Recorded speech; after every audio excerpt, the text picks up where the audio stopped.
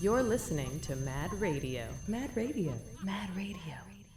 Make a difference.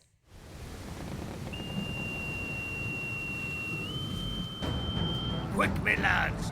Hoist the rigging! Aye, Captain! Splice the main brace! Aye, Captain! Batten down the hatches! Aye, Captain! I'm going below deck to get the show started.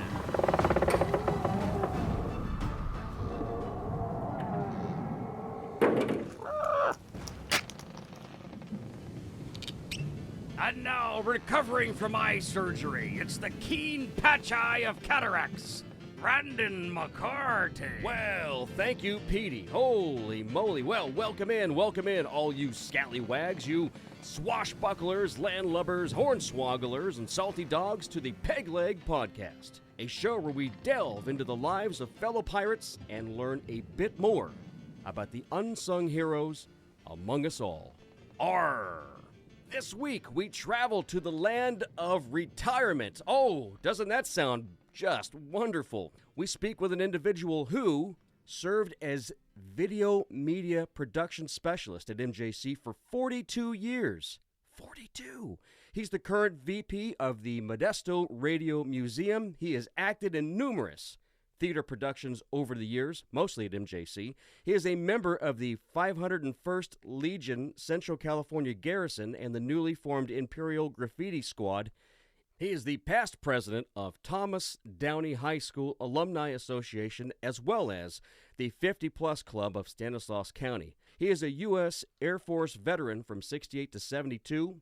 Ladies and gentlemen, this guy he is one of the pillars, I say pillars, of positivity at MJC. Please welcome to the poop deck, Wes Page. Thank you, Brandon. So, Wes, you've got such a glorified history. We all kind of look to you as well as others as to, how to do it right, I guess, at the college. So, how did you find your way to MJC? Well, I started as a student. I graduated from Downey High School in 65, and then I went on directly to MJC, and I was majoring in electronics. I did really well in high school with electronics. I was getting A's. Go to MJC, and because of my lack of good math skills, I was getting just barely passing grades in electronics. And so I thought, what can I do to save myself? My electronics instructor said, oh, well, they've got openings in radio, TV, and film over in the auditorium building. And I said, whoa, that sounds fun. I don't know if I can do this, but it sounds like something I want to explore. So sure enough, I went over and I talked with Bill Hill, who was one of the instructors there. He so kindly invited me to join the club, so to speak, to start taking classes there. I excelled. Well, that sounds pretentious, but I was getting really good grades compared to my electronics classes, and I was loving it. I found my passion for doing filmmaking, television, doing live switching and camera work, and then radio. It was just a dream come true for me. I mean, it's something I always thought I wanted to do, but I didn't think it was something I was capable of. It was just magical. It's what I wanted to do. I found my passion. And so I was the student. I graduated. And then actually, I graduated in 2 years, which is not easy to do. In fact, that's almost impossible nowadays. Right. But back in the 60s, you could actually graduate in 2 years. So this was during the Vietnam era, so I had a student deferment for those 2 years, but then the third year, I didn't really have the deferment anymore, but I took classes and continued pursuing radio, television, and film. And I also got a job in radio at a little station, KLBS in Los Banos. So I drove back and forth to Los Banos for this part-time job as I was still a student at MJC. Bottom line, I got a draft notice. And so I had a choice to make, or I thought I had a choice. I thought, well, maybe I better try to enlist. So I went to the Air Force recruiter and I said, I got my draft notice. Can I enlist in the Air Force? And I said, well, not if you've already got your draft notice, unless you have already shown an interest in being in the Air Force. And I said, like, did you ever take an aptitude test for the Air Force? And I flashed back to my high school days. A buddy of mine, who he actually, unfortunately, he just passed away, Gary Nance, he wanted to take this test. Now, I don't know why he did. He didn't end up going into the Air Force, but he talked me into taking this test with him. And I thought, well, okay, I'll do it, but I don't want to join the Air Force. This is in high school now. Right. And so I took the test, and I guess I did okay with the test, but I forgot about it for years. I mean, I finally graduated from high school, went to MJC, graduated from there, and then I got my draft notice, and I thought, well, the recruiter looked in his files, and sure enough, he had my test results. So, wow. Rather than going into the Army and possibly coming home in a body bag, quite honestly, that was my thinking at the time, and it may have been pretty accurate. Instead of those 2 years in the Army, I spent 4 years in the Air Force, and the closest I got to Vietnam was actually in Okinawa, and it was what I did there was repair teletypes. Most people don't even know what a teletype is anymore, but in radio stations, that was how we got our news. You rip and read the news, but anyway. Kind of like the AP wire. That's exactly right. Okay. Yeah, either United Press or AP, exactly. So anyway, that was a very long story for how I got started at MJC. In fact, I didn't even get there yet. Oh my gosh, okay.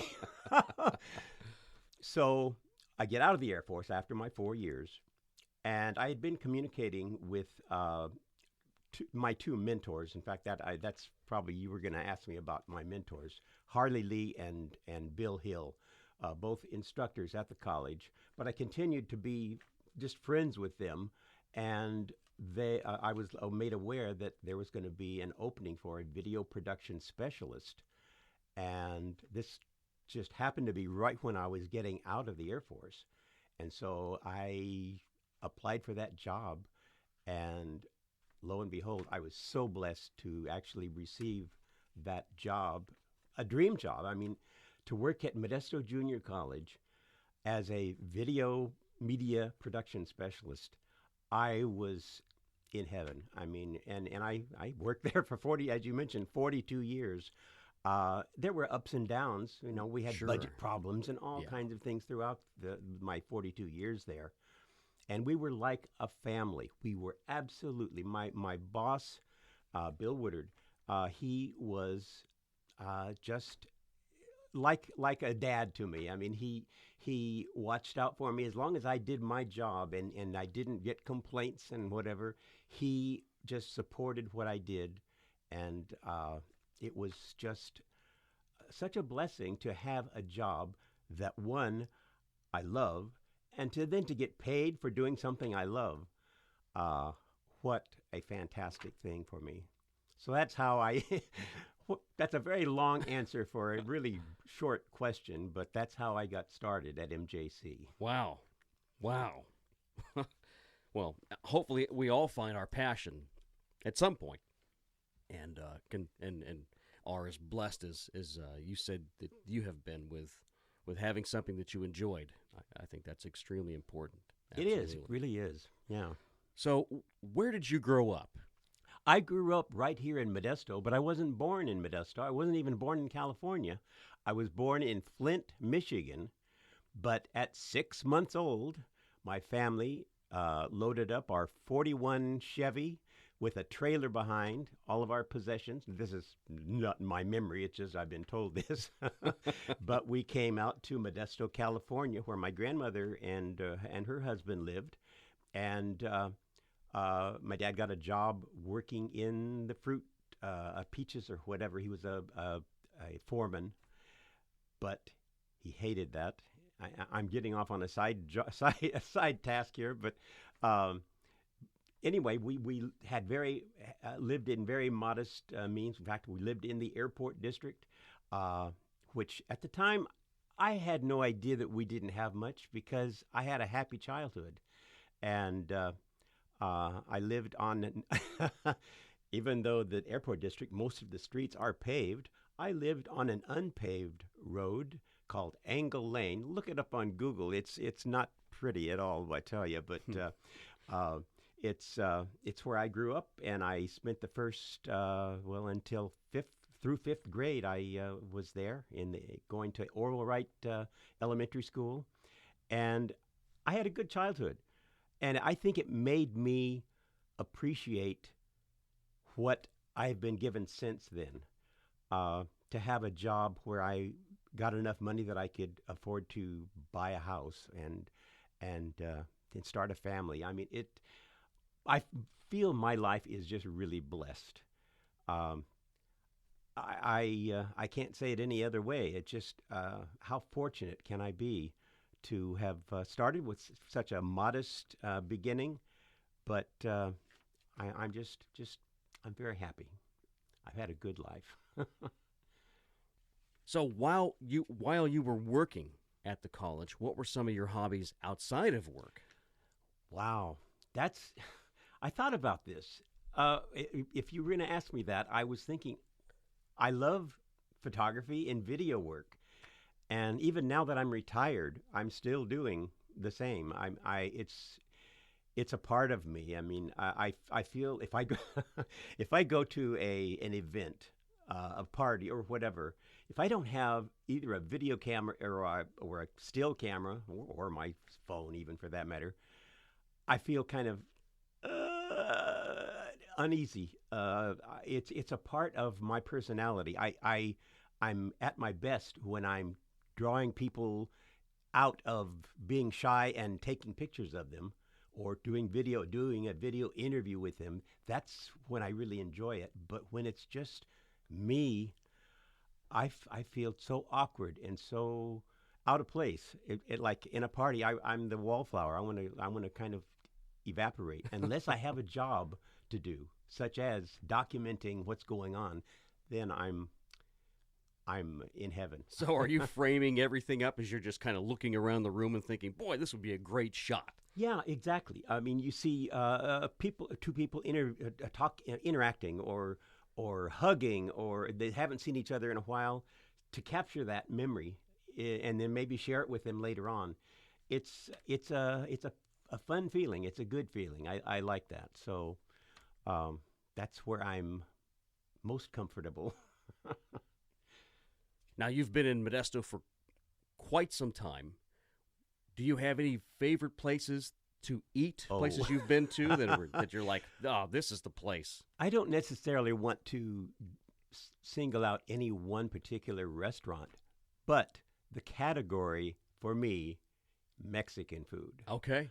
I love Mexican food, and it would be easier for me to tell you the restaurants that I don't care for, and I'm not going to do that because that wouldn't be nice.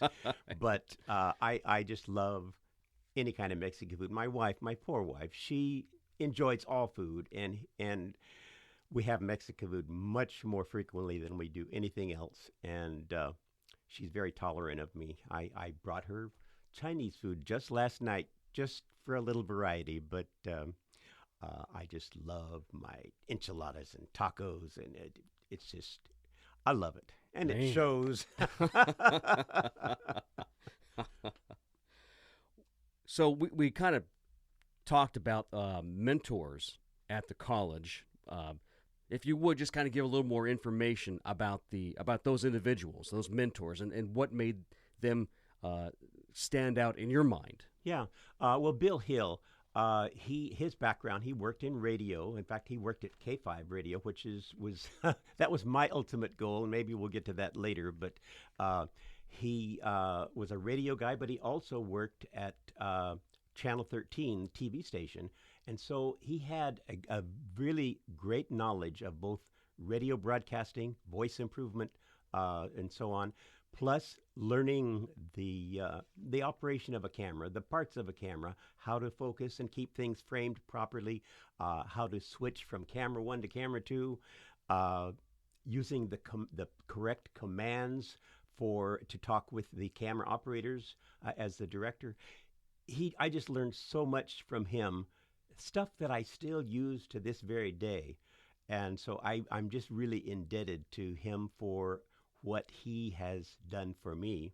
And then Harley Lee, he was more of the filmmaker, talking about composition and just the operation of this goes. I'm an old guy now. We're not talking about video. We're talking film. Okay. Celluloid. Yes. With the sprocket holes. And I learned, which this probably won't mean much to most people, but A/B roll editing, where you, if you want to dissolve from one clip to another, you have to put them on. Well, I won't go into that, but just to say, I learned A/B roll editing. We actually made our own work prints, which is a black and white print of a color film that you use to do the editing, and you cut it up and splice it up, and then if you make a mistake, you can paste it back together, and then once you have it just the way you want it, then you take the pristine color footage and conform it to the way you edited the black and white. It was an experience for me to be able to do all those things, and I just really feel so. I keep saying blessed. I need to come up with a different word, but it was just such a great experience for me to learn all of that, and some of it is obviously no longer relevant. I mean, everything now pretty much is done on video. Right, We still call it filmmaking. Right, there's no splicing. You had to actually splice that you don't and put it together. You don't you're doing non-linear editing on a computer now, which is amazing, and I love that, and I'm so into that now. But my original filmmaking was actually using real film. Goodness gracious! I know. Well, some of the greatest, and we'll talk about films in a minute. Actually, let's just get to it right now. Do you have any films that stand out in your mind that when you watch them, you're just like, this is a masterpiece, or maybe you looked at it and you said, well, I will never be able to understand how they did that, whatever it is. I have, some of my favorite moments were films or videos that I did for Institute Day at Modesto Junior College. I was given the okay to do humorous videos, and many people have told me that kind of sparked up Institute Day, which can tend to be a little not boring but just not exciting. Right. And so that was a wonderful thing. But I have to say, probably the absolute favorite video that I've ever done was done 20 years ago, almost 20 years ago to the day that it was shown. It was a video for the Thomas Downey High School class of 1962, which is George Lucas's class. The committee members asked me if I could do a video for them, just something that would be shown at their high school reunion. So I said, well, of course I will. And so I pulled out all the stops. I made a American Graffiti themed video using many of the classmates in the class. It starts out with a bunch of probably cheerleaders, I would imagine, but they were, this was like in their 40 reunion, so they're a little older now. But they all are in a convertible, and they look to me at the camera, and they say, "We were there in '62." And from then on, it goes to a song that I actually wrote the lyrics to, "Where Were You in '62?" And I had a couple of friends of mine record it, Scott Mitchell and Cindy Avila. They voiced this song to the tune of Hand Jive. So this tune talks about cruising and where did you eat in '62, and it just was fun for me. And so here I've made this to me, masterpiece. I mean, if you were to see it, and it's whatever, it's not perfect, but it's a lot of fun. And so I was setting up to show this video at the in the Del Rio at their big building there, getting the projector and the screen all set, and George Lucas's cousin came over to me. And first of all, I didn't expect or anticipate that George Lucas would show up. Sure. But he is a member of the class, so it wasn't impossible. So I'm setting up the equipment, and everything's all ready to go. George Lucas's cousin comes up to me, and she asks, "Do you have a place to sit tonight?" And I said, "Well, no. I was by myself. My wife didn't come, so well, would you like to sit with us?" "Oh, that would be nice. Yeah, thank you." Now, little did I know when she said that, what she was asking is, would I like to sit at the table with George Lucas? You have to understand, I am such a admirer. I don't want to use the word fan. That doesn't even really cover my admiration. He has done so much for popular culture. THX sound. The sound before in movies was really substandard, but then he had the development of THX sound, Skywalker sound, Industrial Light and Magic, so many different things that he didn't do it personally, but he made it happen so that he could make films the way he wanted to. So he's on a pedestal in my brain. And now she has asked me, do I want to sit at the table with George Lucas?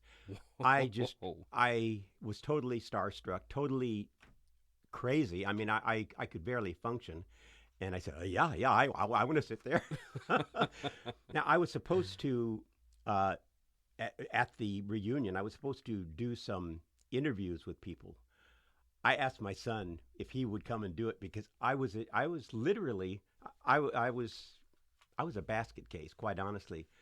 And so my concern now is I'm going to be showing my video to the man that created American Graffiti and Star Wars and Indiana Jones and all this. I'm nervous because he may sue me for all I know because I didn't use actual music or anything from. I don't know. I was just concerned that his intellectual property, he may feel that I was stepping on his toes or whatever. So I'm sitting there. I start the video, and this is shameful, but I had a little tiny video camera. This is before iPhones. I had my little video camera aimed at him at the table as he's watching my video because I wanted to see his reaction.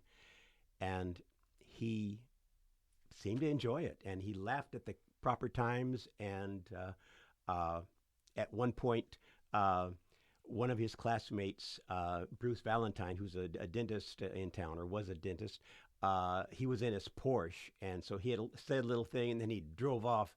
And George, I'll never forget this. George just kind of did a, "Oh yeah," kind of a thing. It was just really cool. So he definitely seemed to enjoy the video, and at the very end of it, he looked over to me, and he said, "Good."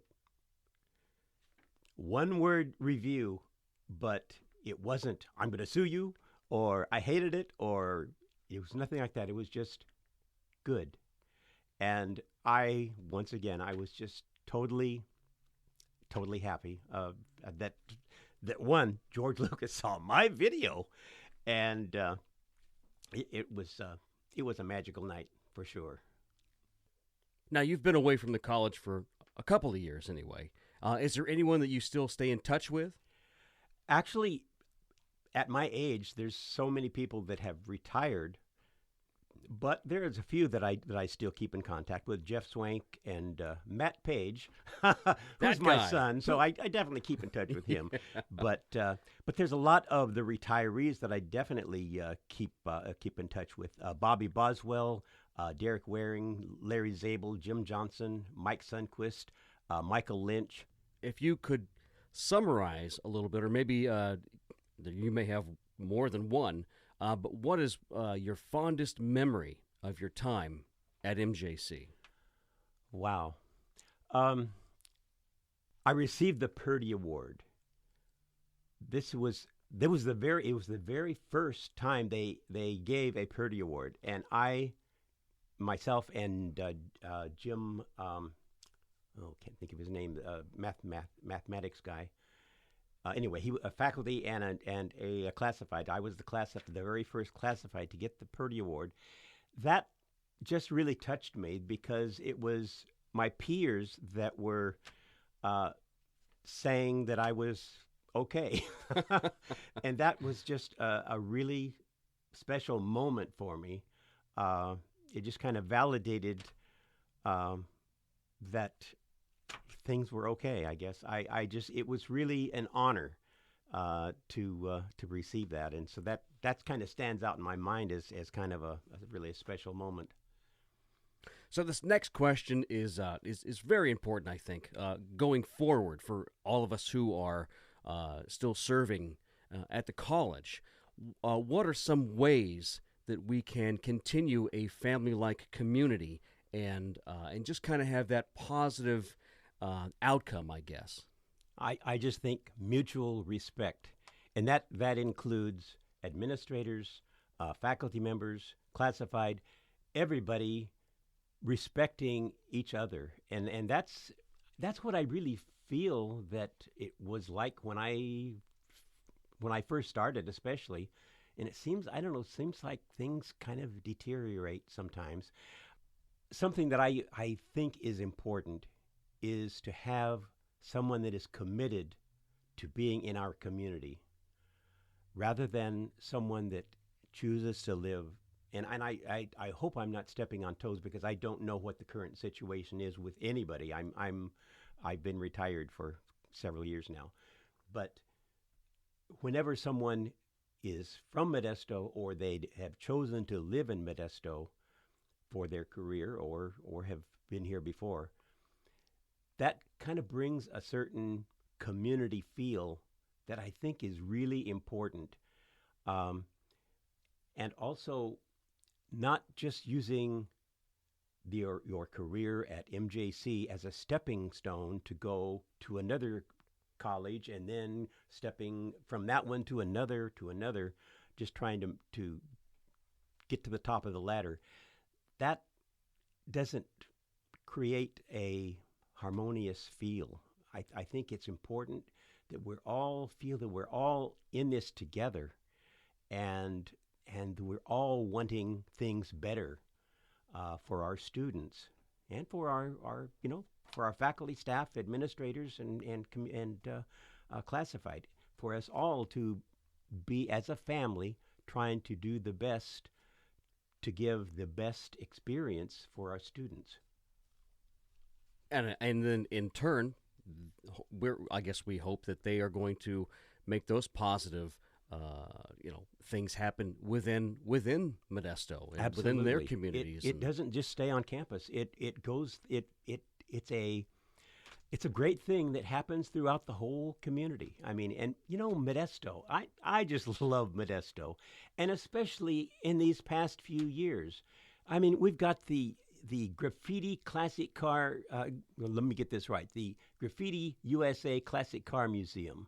And within that, I'm doing a shameless plug, but within that is going to be the Modesto Radio Museum, which we're online. We've been online since 2004, but we're really wanting to get a brick and mortar type museum so people can experience what radio broadcasting was back in the 50s, 60s, and so on, because it's changed so much. Today everything is automated, and a DJ. What's a DJ? That's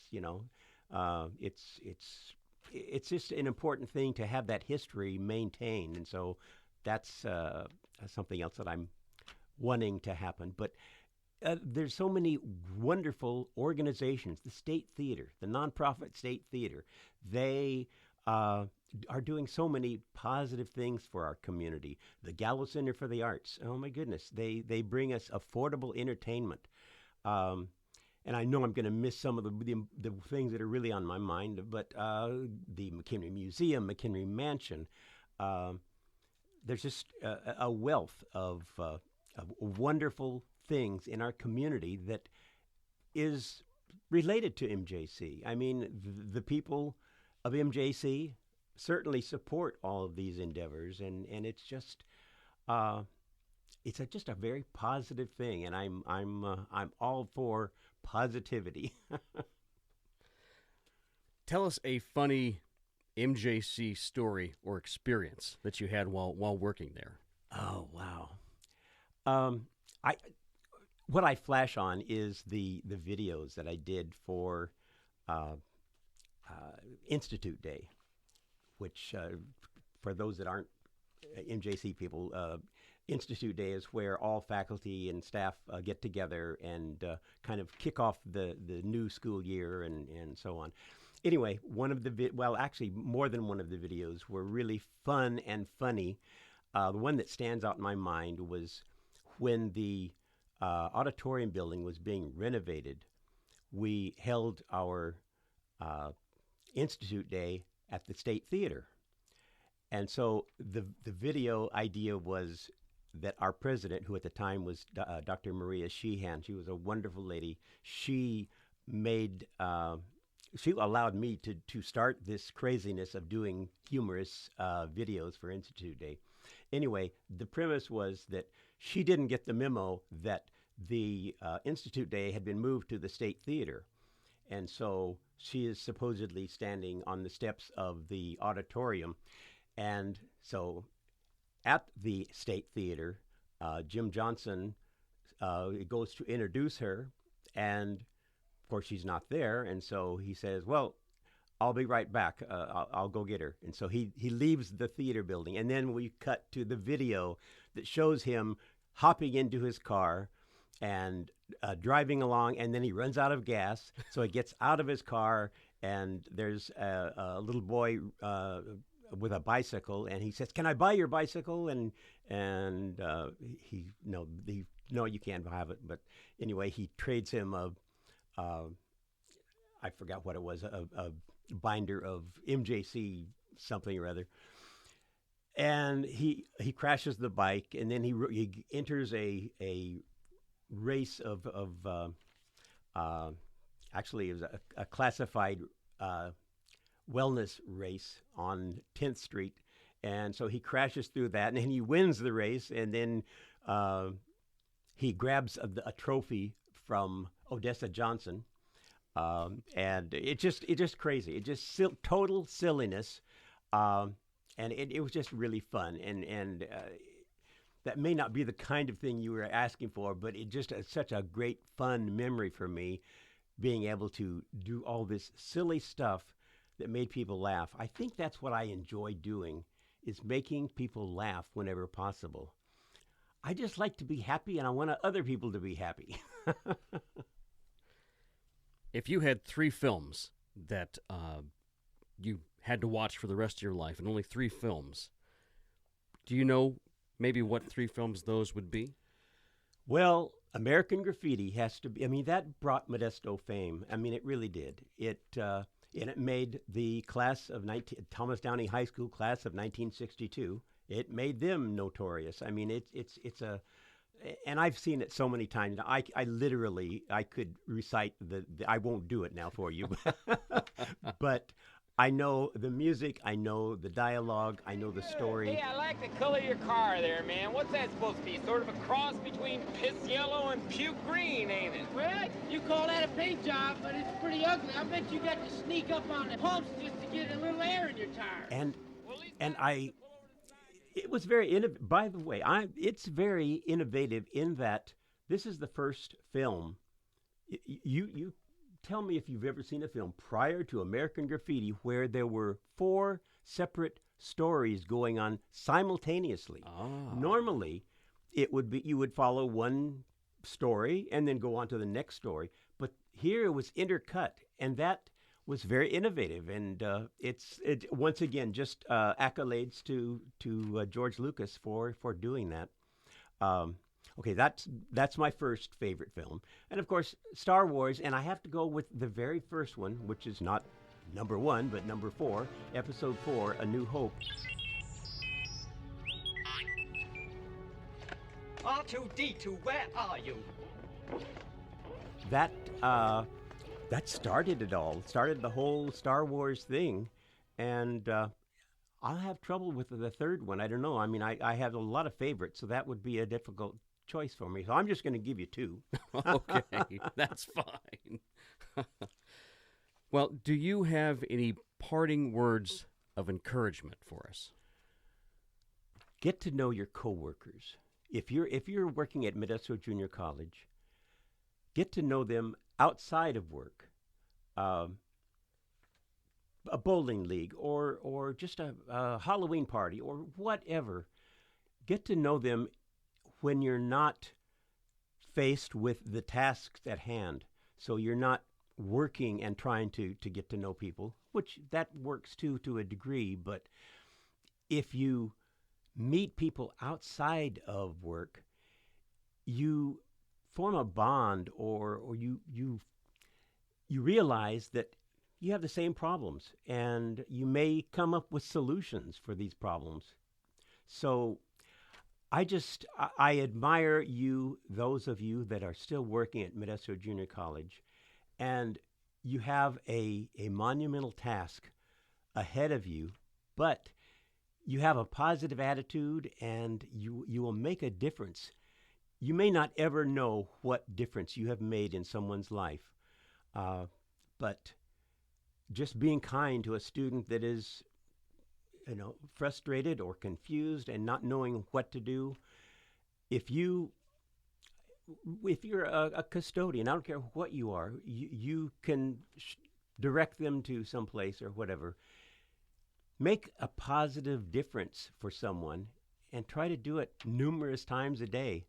And I think we're in a good position, and I hope that the family atmosphere can come back if it's waning right now. But that's an important part of Modesto Junior College and Modesto in general. So I guess that's my say. That's my story, and I'm sticking to it. Well, Wes, thank you so much for taking the time to come onto the podcast and give us your words of wisdom. I really appreciate that. Well, I appreciate you doing this because I think you are really making a positive difference by giving a voice to people that have something that they'd like to share. So thank you very much for doing that. Well, the winds are picking up and the barnacles are collecting on the bow. Time for us to set sail, me hearties. This episode was brought to you by Spaceballs, the flamethrower. Pick one up for your loved ones this holiday season. Produced by yours truly. Edited by Darth Patchy. And finally, music by A Tribe of Ewoks. Remember, we need your help to keep this show going, so if you'd like to hear someone's story, please email peglegpodcast@gmail.com, and we will get them on as soon as possible. And as always, remember, keep your booty close and your sword sharp, lest you find yourself swabbing the deck on the bottom of Davy Jones's locker. Until we meet again.